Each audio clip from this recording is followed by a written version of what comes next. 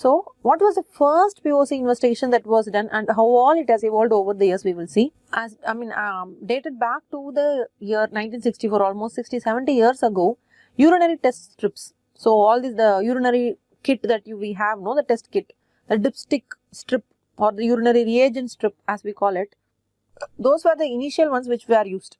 So, these urinary test strips are indispensable.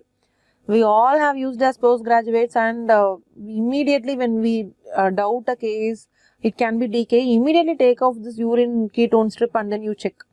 Or if you have the urinary, you suspect urinary tract infection, then you can check for the leukocytes trace and nitrate.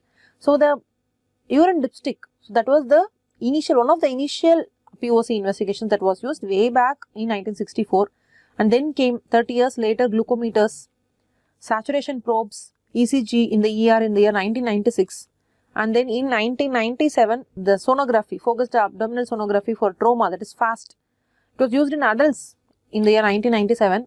And then ETCO2 monitors, 1999. And then blood gas analyzers from 2003 onwards.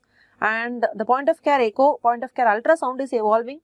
And that is what we are going to discuss at the end of this discussion.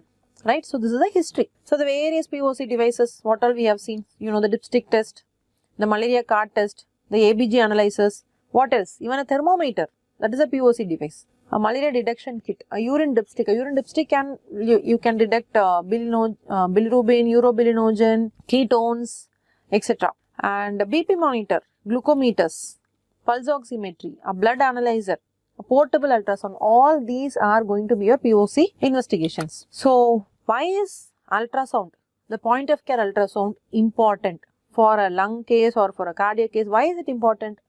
It is important because look at the sensitivity and specificity here. So, the sensitivity is very high, 96% specificity in diagnosing pleural effusion and pneumothorax, consolidation. So, the specificity is very high, 93%. So, wonderful sensitivity and specificity makes it very important in an intensive care setting, and most often it is important for ruling out that you have done an ultrasound and then it is normal, it looks normal, you can rule out there is no pneumothorax, there is no pleural effusion, no consolidation. Very, very important in ruling out these conditions than ruling in. Okay, understand that.